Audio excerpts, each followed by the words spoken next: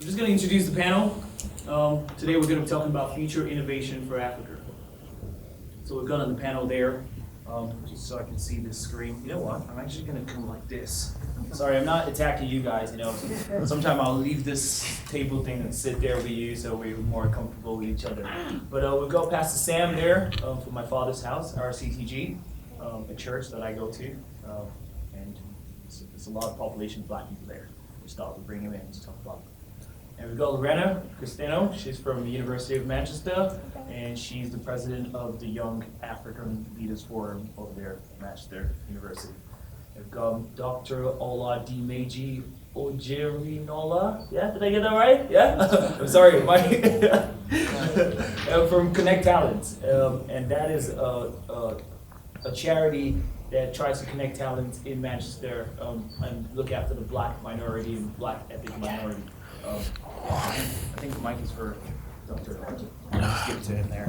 Just because we don't have one of those mics. No problem. I know they gave me, I have two here, Thank you. but we don't have one there. Well, they all have mics. Okay, still have to pass it around. Okay, she says we have to pass it around. Frederick from the University of Salford. He does his PhD research students in social business, social marketing. Am I right there? Yes. And we've got the final person, our main star today, Joanne Purves. And she's the Pro Vice Chancellor for International and Regional Partnership. So I'm very happy to have you guys in here. Thank you so much for coming. And I hope you guys enjoy it. If you have any questions, you can ask that at the end of my questions. No, it's not my questions. No questions. You can ask it after. All right, let's go. Oh, Amos, I'm so sorry. You're not written up there. I'm sorry. We automatically just put him on there. But Amos is a motivational speaker. He was out at our first event. There was not. Some of you were not there at the launch event. He's a motivational speaker and just motivates young people to do the right thing. It's time for you to do the right thing. Come on, let's do the right thing. Yeah. Thank you, Amos, for coming. I'm so sorry. You're not looking shy. No, I didn't. So sorry. Right. Let's go.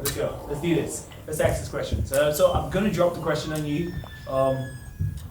I'm an ethical person now, so I'm thinking, how should I do this? Should I just go from here? So we'll ask you the question, and then if you believe that you can answer this question and share your opinion with us, then you can take the mic and express it. Lucy on my back. Right. So the first question there is, what is the difference between innovation in Africa compared with the UK? So what is the difference of innovation in Africa compared to innovation in the UK? How would you see the difference in this innovation? Anyone? Yeah? I'll kick off. Firstly, by saying, although you said that I was the star attraction, that's really, I feel very, very humble in this company. So, and I would not say that I'm an expert on African innovation at all. However, I would say that the differences between, from my point of view, the differences are innovation in Africa. I think there's a bit of a downer on, oh, we're not innovating in Africa. Actually, people in Africa are innovating every day because people have to get around some of the structural deficiencies that there are. So there are huge amounts of innovation going on in Africa. I think what is lacking is the structure around it and the support to enable it to spread effectively. And that's something that we can talk about later. But the innovation is different from here in Europe because it's answering different questions, and it is much more closely related to the Sustainable Development Goals, which I was delighted you put up because I have them in my diary. And it's very close to answering some of those particular issues, which I think is very exciting, because if the ecosystem around that innovation was right, it would go a long way towards answering some of these real global challenges. Sure. Thank you. And anybody else? Yeah? I totally agree with the fact that we are answering different questions and tackling different issues. Therefore, innovation in Africa tends to have another focus. And I would say that for me is one of the things that inspire me the most about my continent and personally about my country. I'm originally from Angola. Is actually the creativity within the struggles, because you can be facing lack of access to adequate education or health, but at the end of the day, you still see people laughing, people finding ways to survive. It's sad, but at the end of the day, shows how much creativity and how the ideas our people have can be implemented, but again, it's a question of structure, but also funding and belief that people can make that change. I love that. The fact of structure is a difference in the innovation in Africa compared to what in the UK. Does anybody have anything to add to that, or? If I would just put some little contribution, I will come from a different perspective. I see the entire world system, the entire world as a system, whereby I will want to make a very huge comparison within Africa and the UK system. I want to see it as a balance of the system, because whether we like it or not, the UK system relies on Africa a lot. So without Africa, the UK system can't survive. So rather than, when you talk about innovation, it depends on what context. So I will believe that the continent Africa is very innovative in their own right.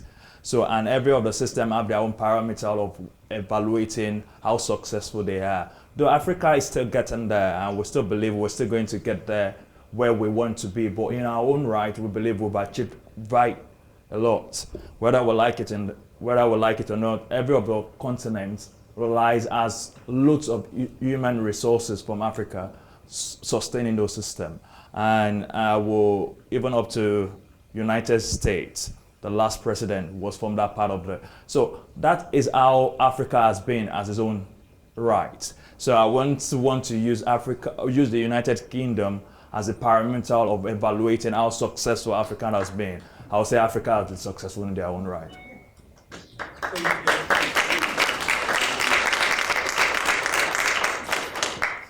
I think the gentleman there makes a very good point, because if you look at it in, there's so many different contexts that you could look at it in. So for instance, if you look at the family, just, the togetherness and how you've got the close-knit communities as well, how families rely on each other. I think that in itself is innovation. And then also you get people in terms of work where, yes, they do the regular 9 to 5, but they're very entrepreneurial, because they can't just rely on a salary. They need to be doing other things as well. So very rarely you might find someone is just getting their income from the salary itself. They'll be doing other things as well as running a business. It could be a shop, it could be absolutely anything, but they're always trying to do something other than just the income that they've got from the salary. And then as well, if you look at technology, things like mobile money, it's setting the trend, leading the way forward. So I definitely say Africa's innovative in many ways, yeah. Thank you so much. Anybody wants to add to that, or no? Yeah, I just want to say that it is true, Africa is innovative, and in various contexts you could look at innovation like the previous speakers have said. However, we cannot run away from the fact that we still have our deficiency. I mean, when you come to the global and international stage, well, as a continent, fine, but we do not exist alone with that, and can only, measure your success by having a benchmark. So when we introduce benchmark to it with other continents, then we want to say that the supporting structure is lacking, and probably we have issues around poor or weak governance, which also have a lot to do with how innovation is bring to bear. I agree with that, the benchmark. Yeah, that's why we chose the UK, the number one economy in the world. You want to say something? Yeah, I agree. I think the problem, like the other speaker said before, is the parameter with which we judge innovation. Because if you sincerely look at Africa, Africa has been existing for a long time. You want to talk about, dressing. We have our own culture. We have our own, dressing. We have our own food. We have, we have everything. If you go back, to the past, and where I read and I was told that even civilization started from Africa, from Egypt. They started from Egypt. But I think the problem is the way a lot of us see these things. When colonization happened, what happened actually was, we were isolated. They came to indoctrinate us, to tell us that, our system is not good enough. To tell us that we as Africans, we are not good enough. And so, the challenge now is every one of us want to be like the Europeans, the civilized world, want to dress like them, want to talk like them, want to behave like them. If it's not made in this part of the world, then we don't think it's authentic. We think, oh, it's not good enough because it's not made here. We have people, we have cobblers, we have, now in Africa there's a company, Innosim, that's making cars. And the problem, the challenge we have now is Africans will not patronize people like that. They rather want to go for the Bentleys and the Rolls Royce and the big cars. And we have our people doing the same thing. Instead of us to encourage them, come all out and encourage them, to become as big as the ones you have in Europe, because they started like this and now they have become big. And everyone it's all about branding and the way they make us see these things. They make us think, because you don't speak like an European, then you're not as good as a European, because you're not dressed like them. And it's not particularly convenient for us. They brought the ties and the suits to Africa. It's a hot climate. It's a tropical climate. It's very up there, but we embraced it and we accepted it as the norm, And so that's the reason why it's affected the way even our younger ones and the children are seeing innovation. Innovation in every way. Our ideas have to be, foreign for it to be accepted. I think we need to change that and begin to think, Africa and look around us to make the desired change.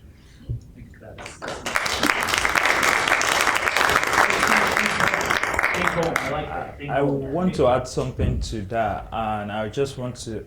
I'm so sorry. I think out of the box, and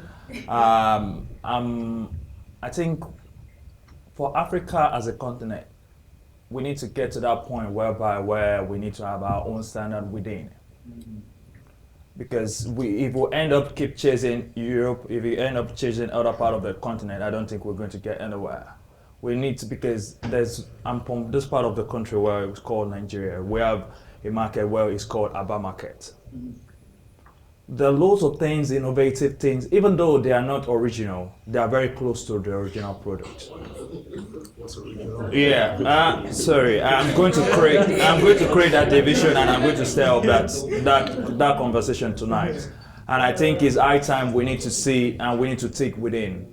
We have a lot of things being used in this part of the world that have been made from China. China is sustaining the world as a date. And likewise, Aba can sustain the world if we develop that part of Nigeria. Not until when we get to that point where we have to think within and rely on what is being produced in Africa, we'll keep on chasing innovation till we won't get there. We won't get innovative anywhere. We will just be working with other people's standard.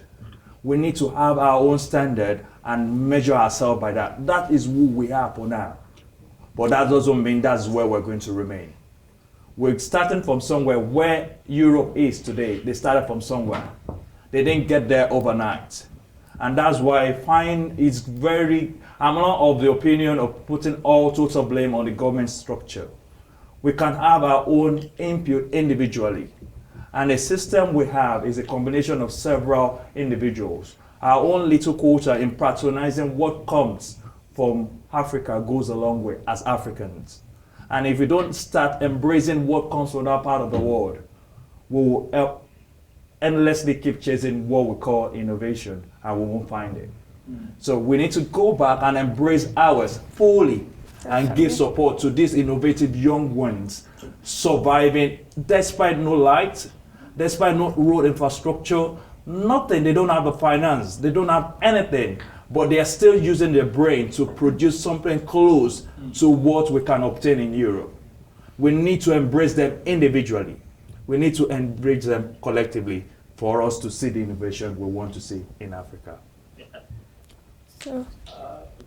Sorry, I think I just want to try to ensure that we are addressing the question in as much as we have our thoughts, which is fine and you can express that. The question is asking how do you see innovation between Africa and the UK? That's a parameter. That's right. And we need to, discuss along that line. Now, not only that, yeah, I agree that Africa is innovative, good things are coming, looking at the culture, looking at, the manufacturing systems, looking at education, we are innovating in our own way, within our own context. However, if we continue to, if you are producing what could not be acceptable or buy into by other people from outside that culture, then you become, there have become a lot of problems. The China we are talking about now can produce goods and be acceptable in the UK because they have a standard, they have a parameter, they are looking at the quality. Now, if China will consume all that they are doing, I don't think the economy will have developed as much as what is developing today. But they are looking beyond their own continent. They are looking into other continents, other countries that can buy into their innovations. So the innovation we are talking about is not just to be consumed by us alone. We have to be innovative and looking forward beyond our own local setting. Sure. We are looking at other countries within the Africa themselves, and you are looking beyond, Africa as a continent into other parts of the world. I agree with that. Thank you so much. No, I just wanted to talk on that point because First question. I'm so sorry. It's only first question. I'm going to be really brief. Yeah, okay. Touching on that point, I totally understand that we have to think outside of our box. We have to think based on other continents as well, because at the end of the day, we also wish to play a significant role on the global arena. Sure. But at the end of the day, and as one great friend of mine once said, it's like charity begins at home. We cannot compete at global level without understanding ourselves and believing ourselves first. It's not about closing ourselves towards the world. It's actually trying to understand how can we solve our problems first before we can open up.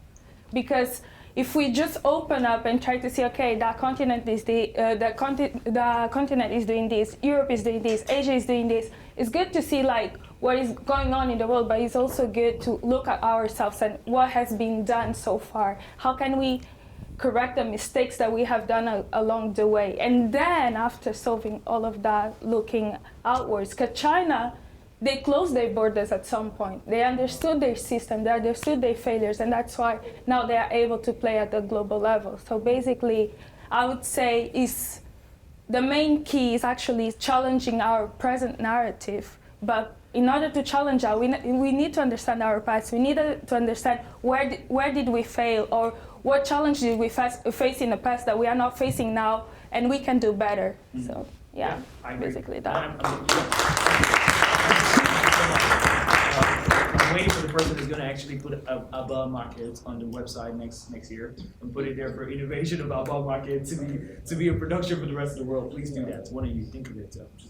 I might do it. Yeah. Okay. Next question. The comparison with Africa and the UK is always a hot one. Yeah. So let's move on there. How can we encourage young people to explore innovation in Africa? So we've talked about all these things. Just coming from what you said, how do we make?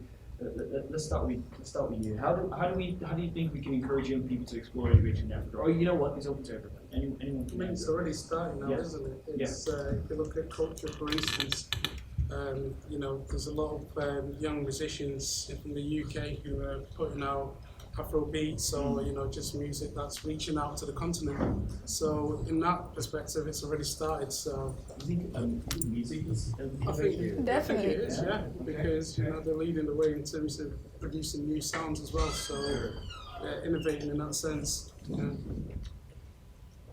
think I'd like to say this as we need to build the enabling environment for these things to happen.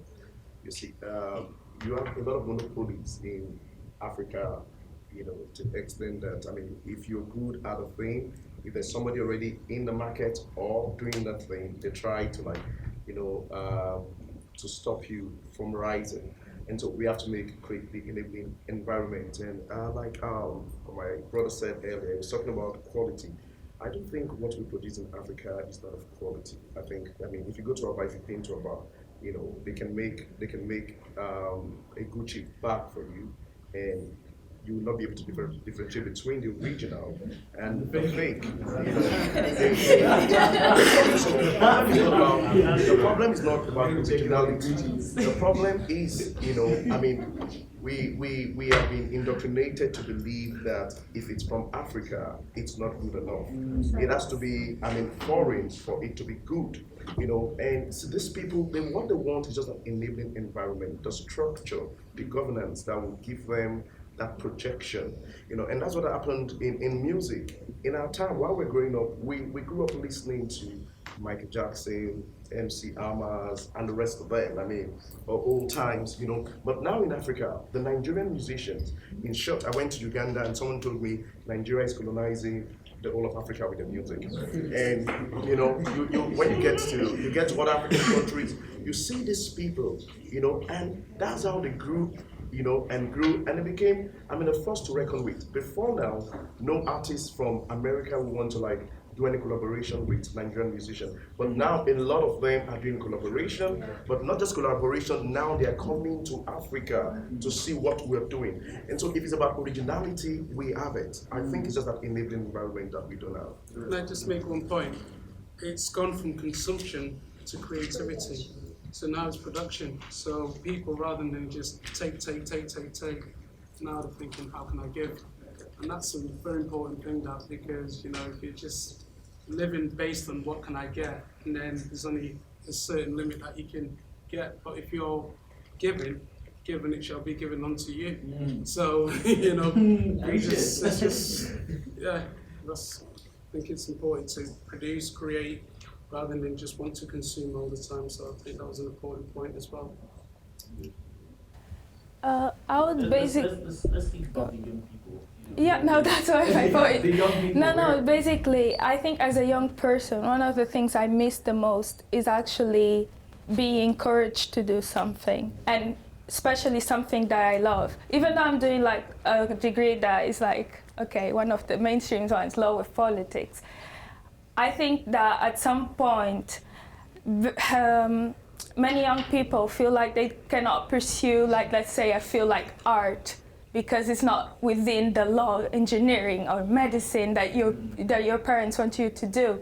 So it's basically allowing young people to believe in themselves and invest in the field they are passionate about, because at the end of the day, we neglect art so much when it comes to innovation, but actually art has been playing a huge role throughout like ages, centuries, like even in eras like of post-colonial eras, or even during colonialism, music played like a key role, like empowering the anti-colonial like movement. So why cannot musicians, artists play that role now and actually contribute to development of the continent and innovation in general?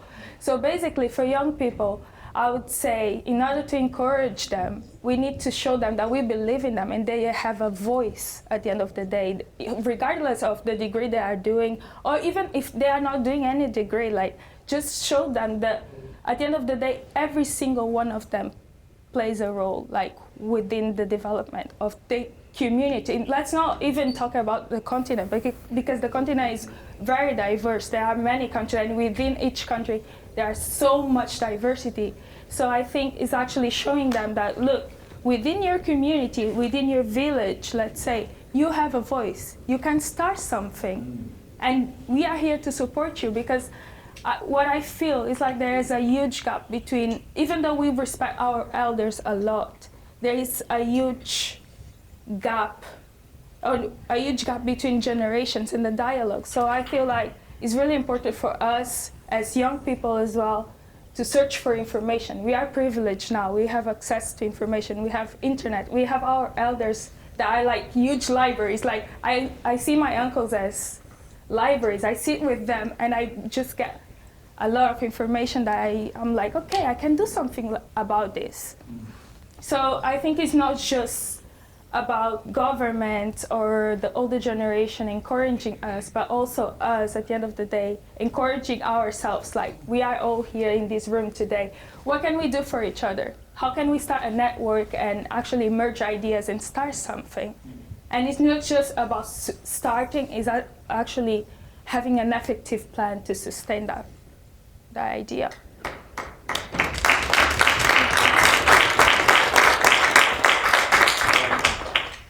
I'd like to just add that I think education systems, and I would say this happens in the UK, the West, Africa, everywhere. Education systems are built in a way that they take out creativity as students get older. So we end up having to put it back in by putting in things like entrepreneurship models into our degrees. Actually, what we need to be doing is recognising creativity, innovation and entrepreneurship at a much earlier level in the school level and nurturing that all the way through and calling it out for what it is, because I think young people, they come up with ideas but they don't realise what they're doing. They think innovation entrepreneurship, that's something somebody else does, and they don't realise that they're actually creating their own every day. And we need to, as educators, I feel that we have a duty as educators to call out, you know what you're doing there, you've come up with a great idea that would be of use to somebody else. What can we do to help you do that? And I think, that's a big miss, and it's whether it's Africa or here, I think is common. Yeah.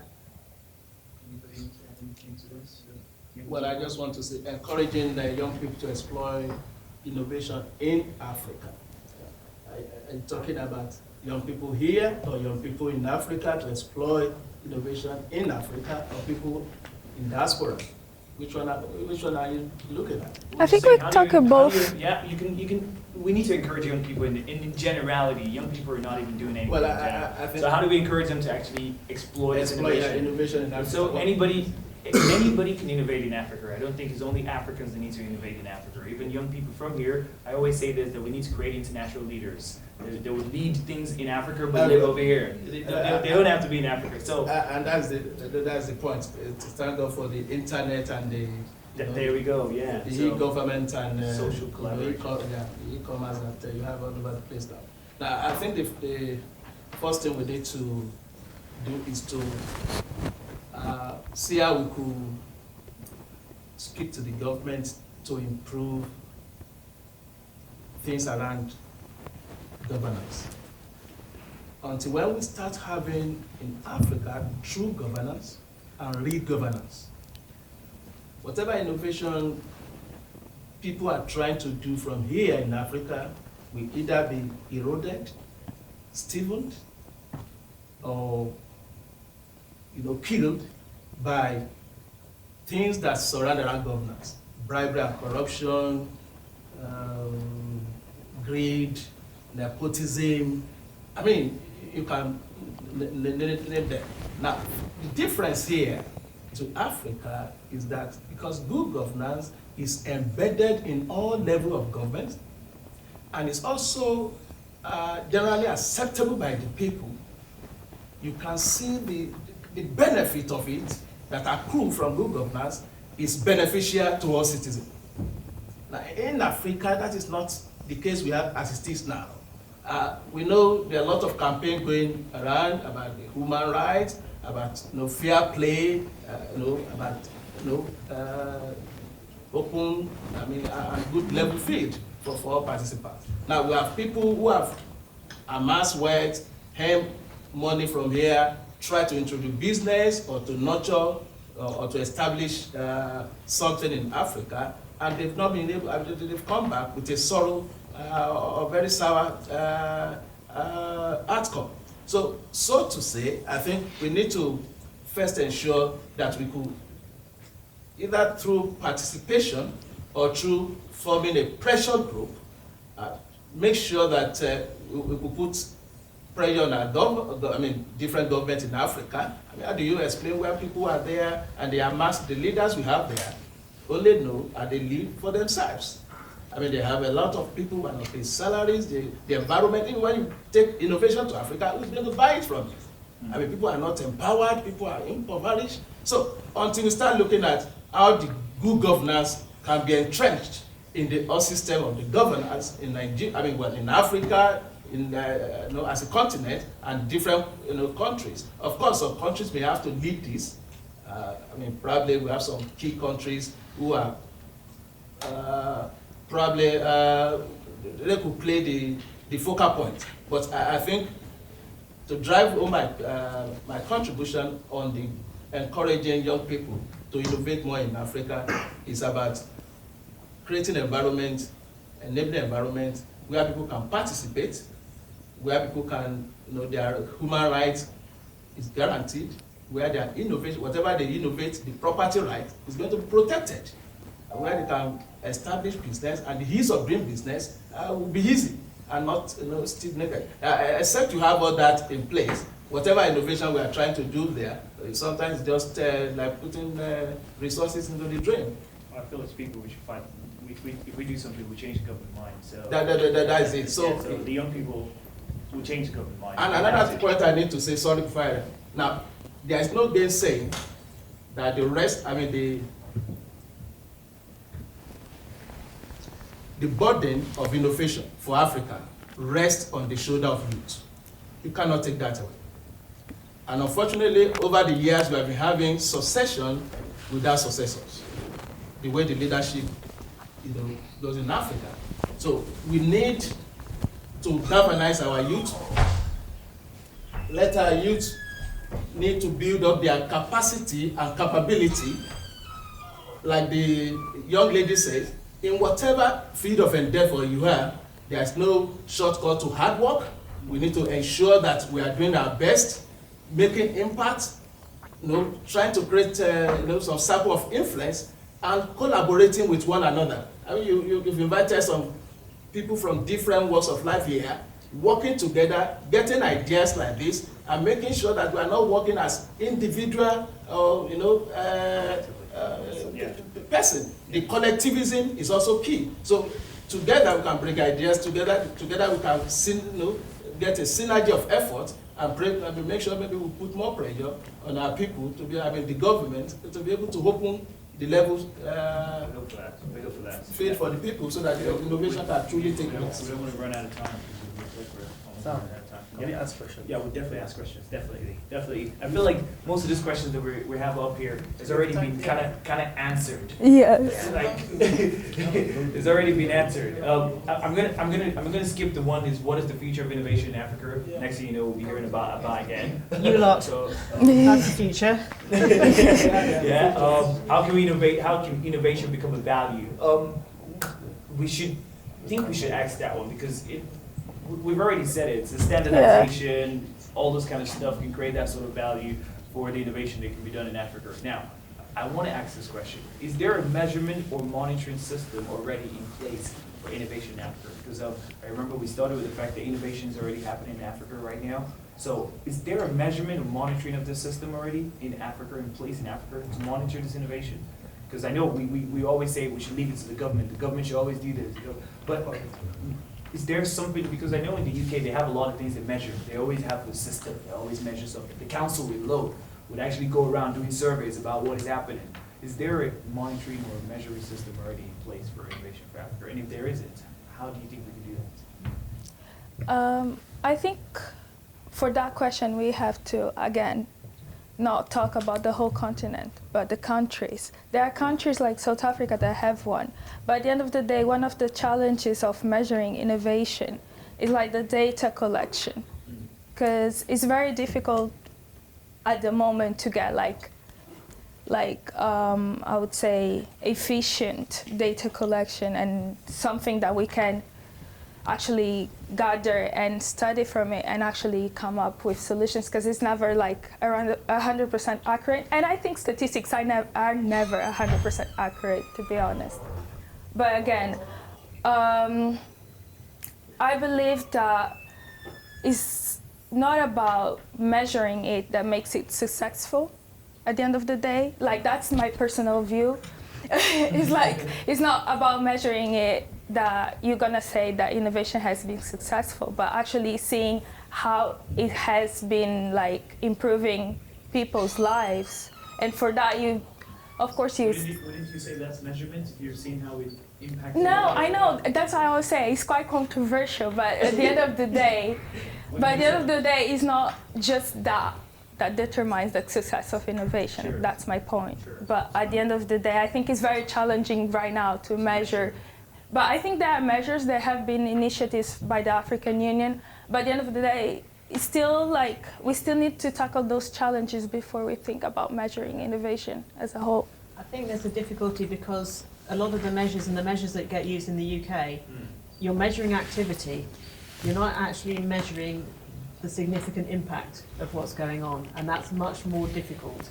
And if your innovation was working, actually you could have 5 innovations that improved the lives of millions of people and were worth much more than 2,000 innovations which just attracted a few. True. So it's how are you going to decide Which one? on that? Yeah.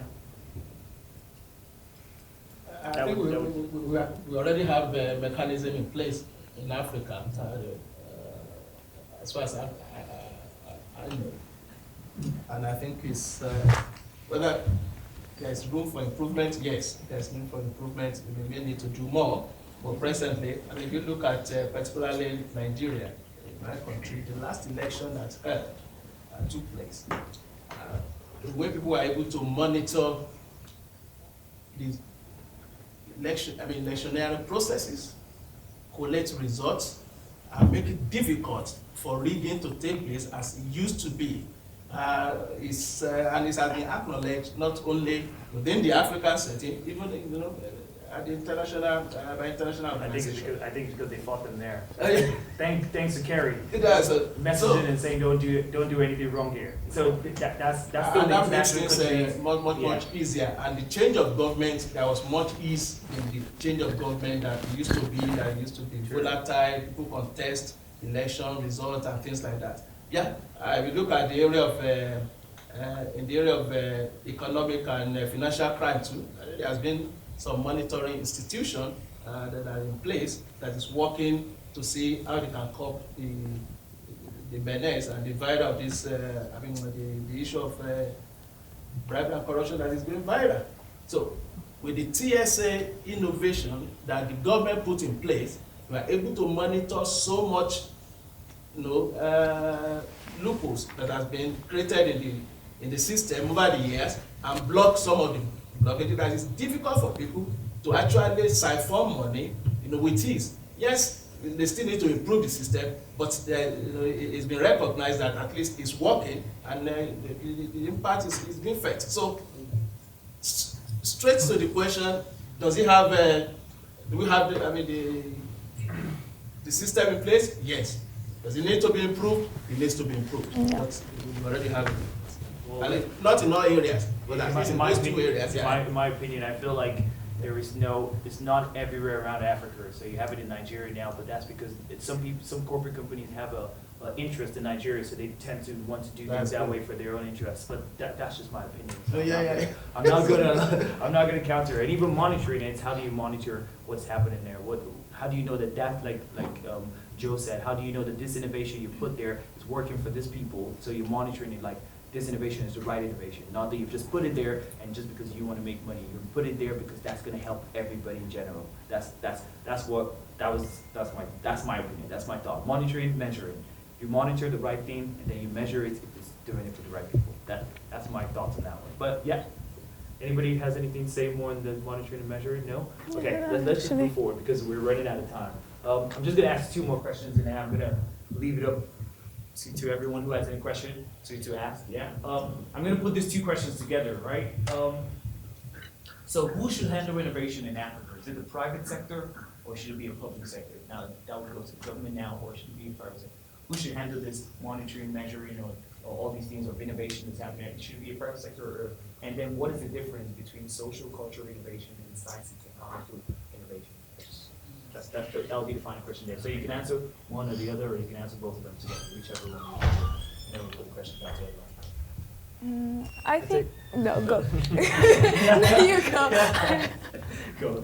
No, it's fine. I think the monitoring. Is it the monitoring or? Oh, no, who should handle that? Who should handle? Should it be private people or should it be public? Well, I think it should be more of a partnership Mm. between the private and the public sector. I think, and while there could be those that could be strictly private, depending, because it now depend on, because I think what I'm trying to struggle with is in respect with the innovation is in one context, because it makes it quite a complicated one.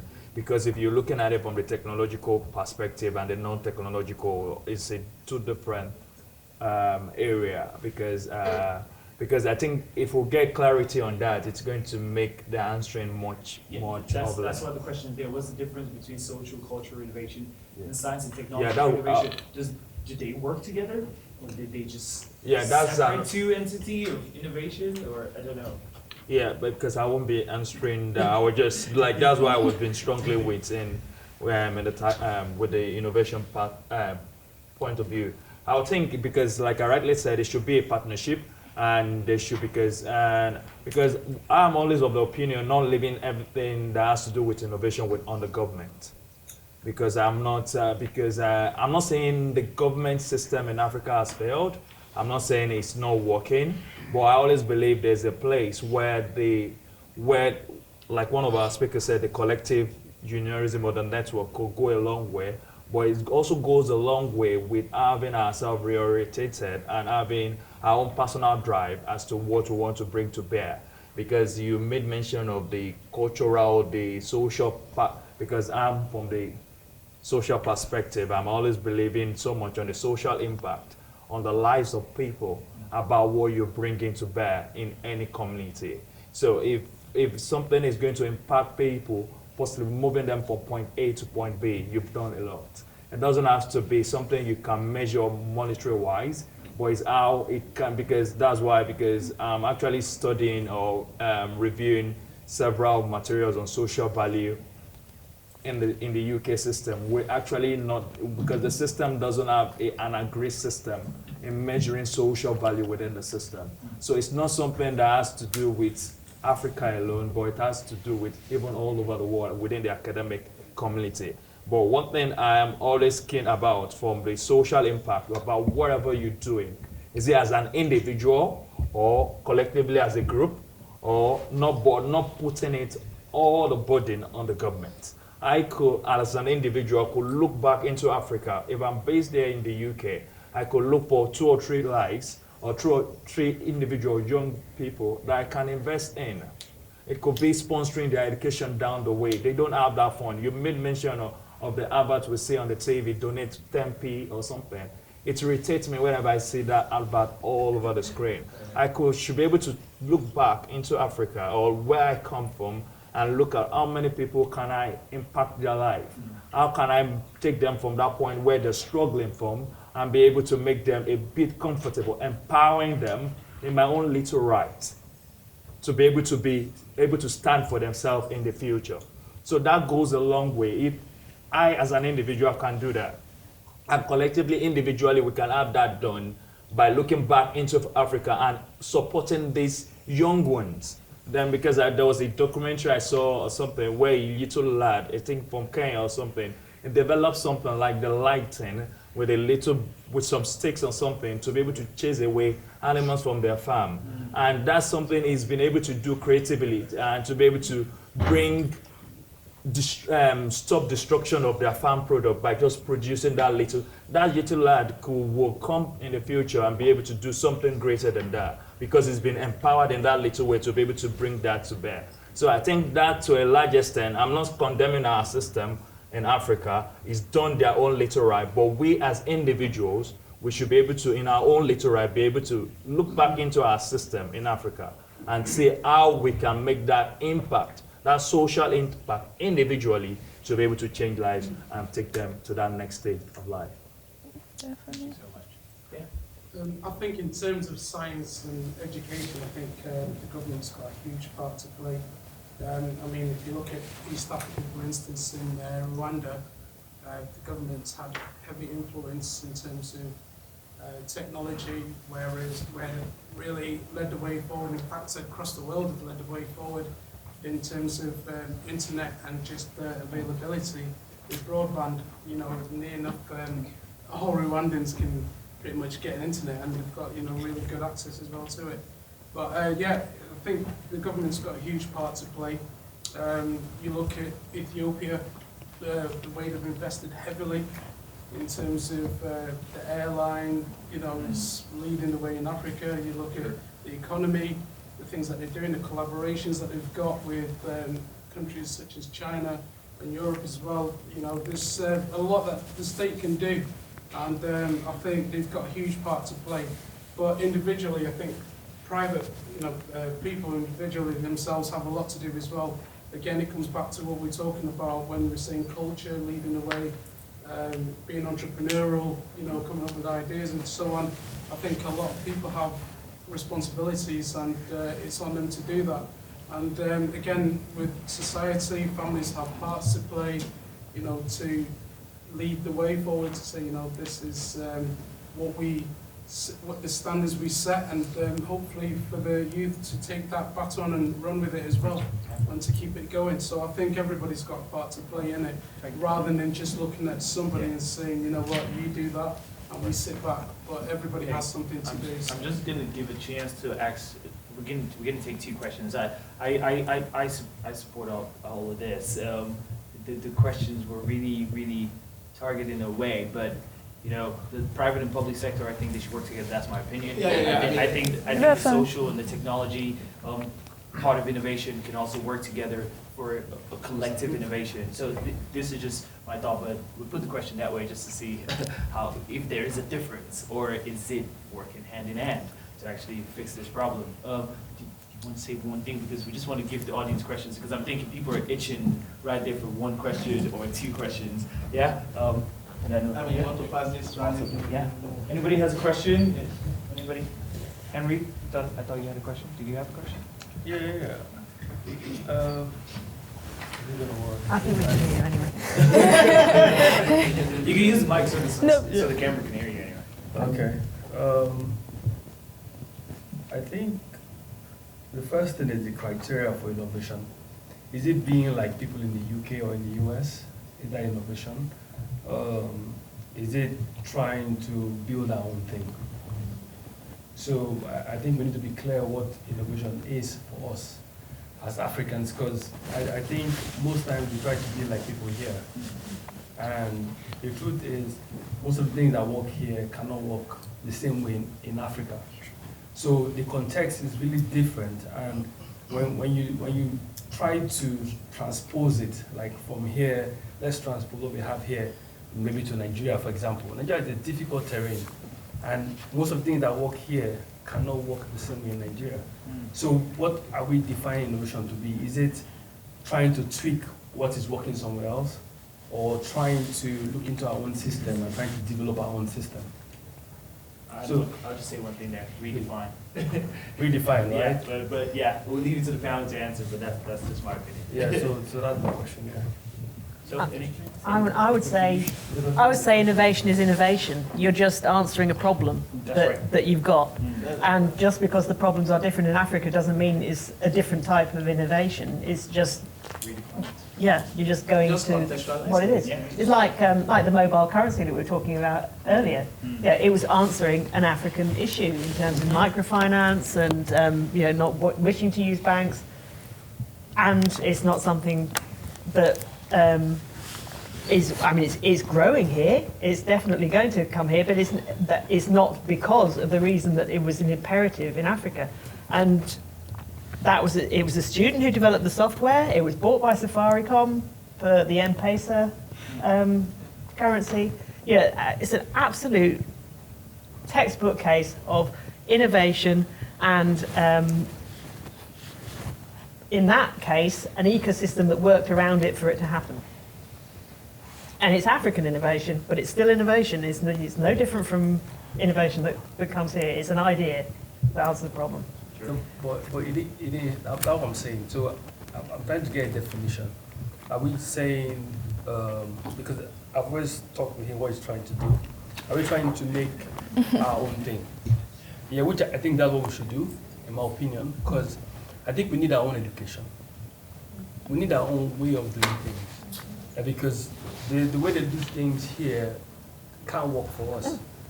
You know, so for me, I think, yeah, we have internet, we have TV, so we know what's going on in the world, but we still need to sit down and say, you know what, Africans, OAU, for example, what do we want to achieve in 2018? So I think we need to come to that point where we define what the standard is for us. Yeah. I think I agree with him to an extent. It should not be about transposition. It shouldn't be.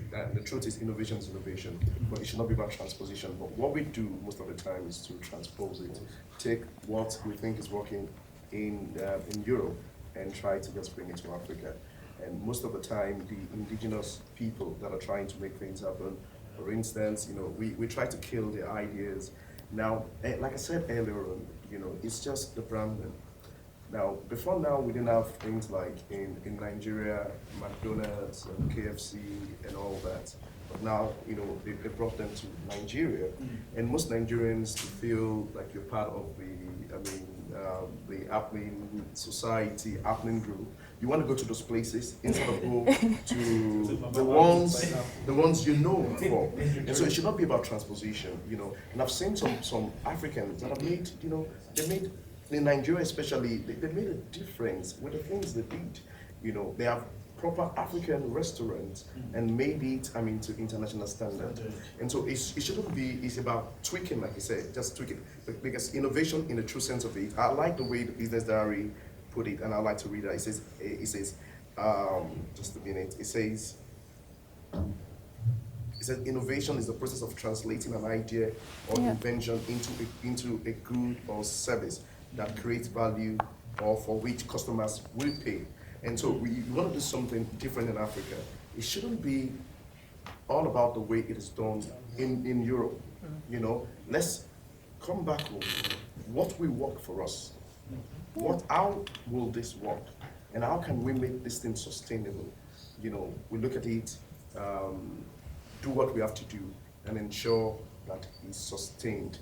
And one of the things, last before I leave, I think reorientation actually in the area of education for us Africans especially, our kind of education is certificate oriented.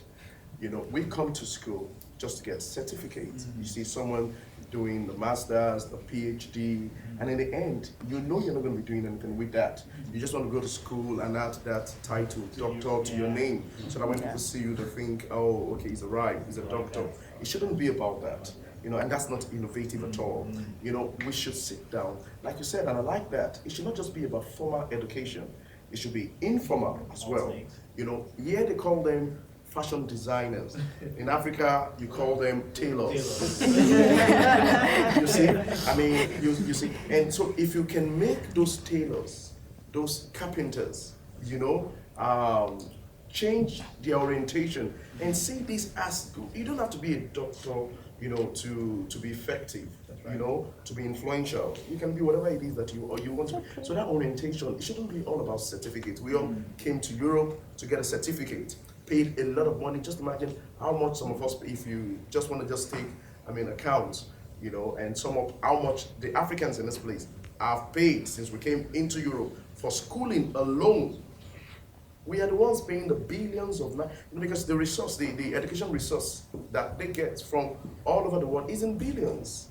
We come here and pay £20,000 for a course, and we have like 5,000 or how many Africans coming into this place? So it has to all change. Okay. Sorry, we just have one more question. Oh, I keep. Yeah. Okay, just. Yeah. Can I just? Just a short one, please. Yeah, short one.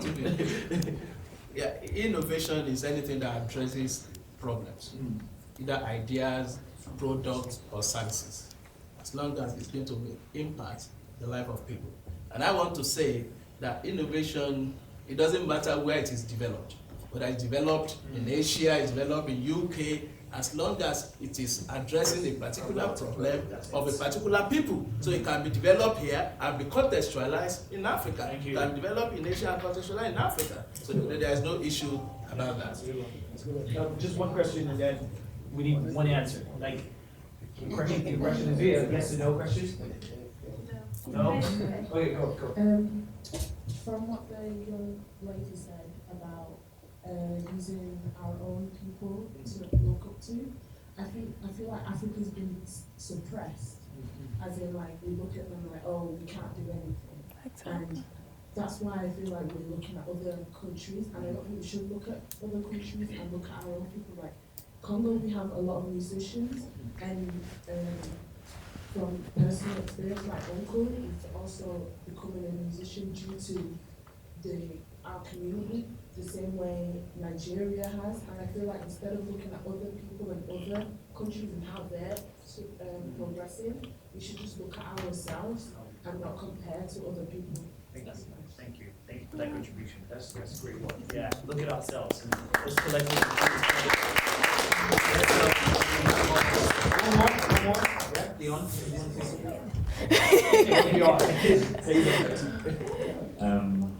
I've heard a lot about art and culture, but I believe like we're minerals on our own.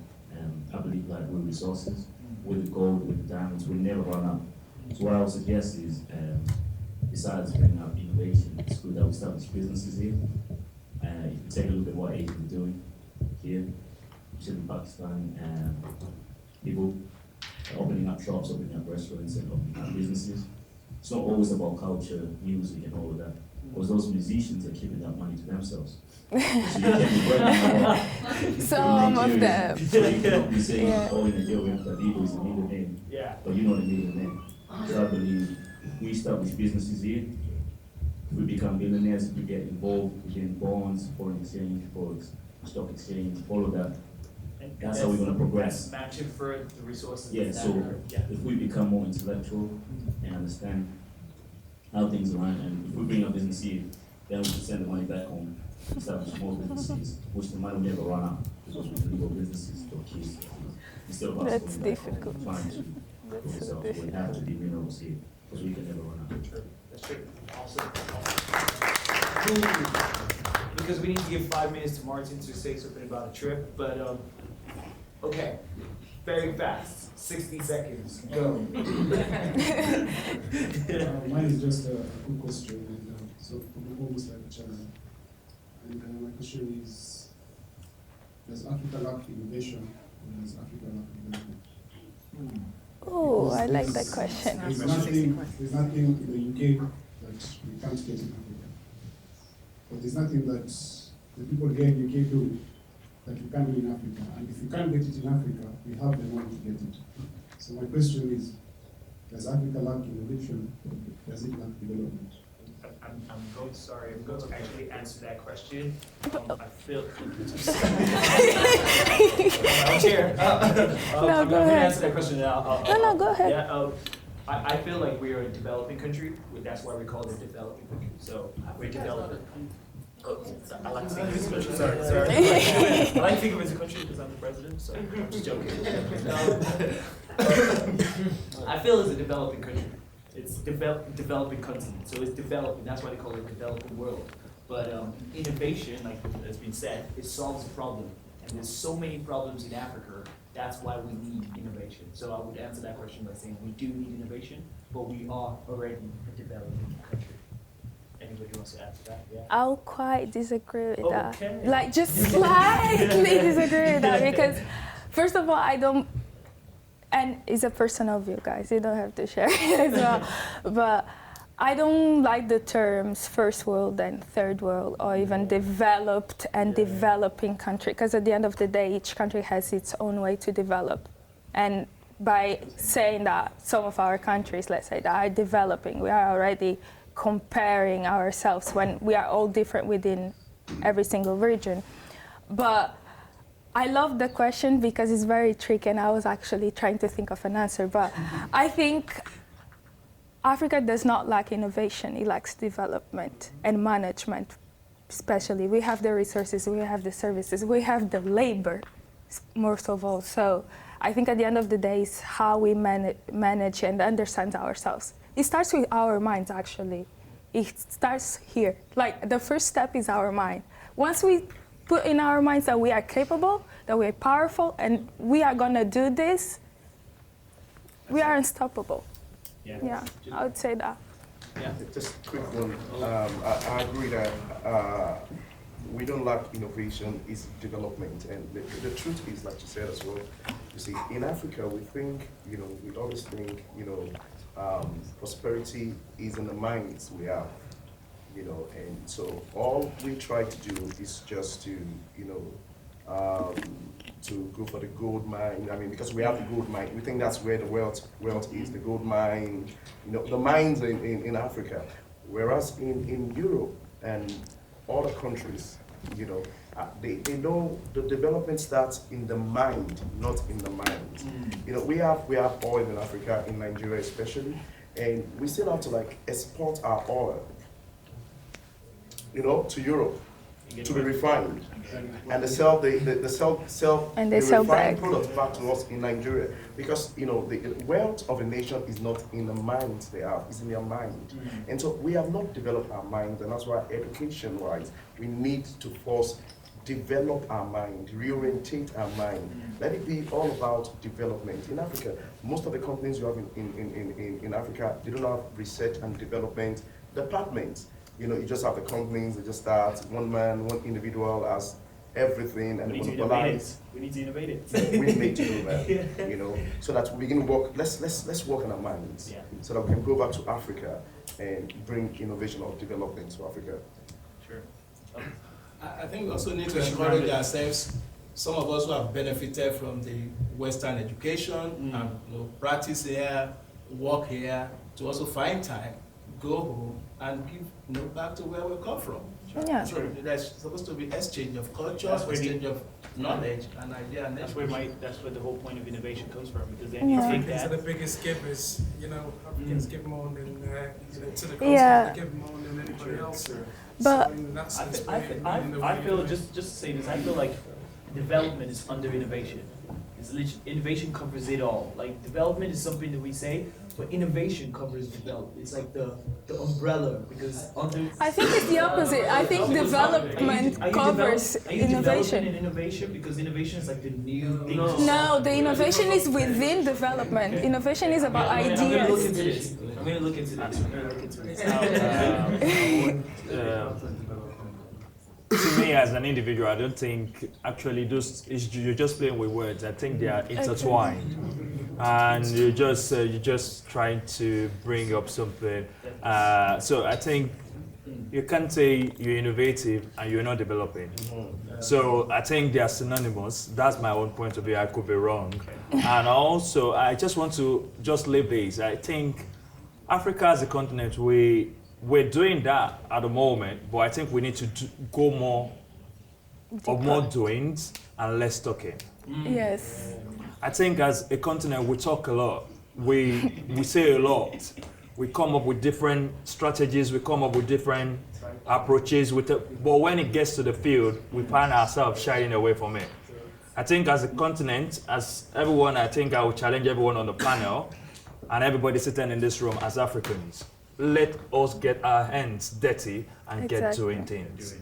And rather than us doing loads of talking without any action.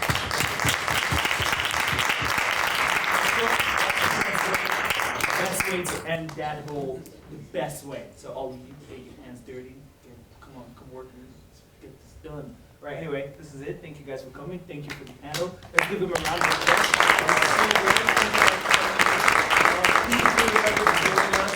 We all need people to join our event team, social media, and marketing team. So if you want to be part of that, give me a shout. You see me around. Definitely shout at me. Snapchat.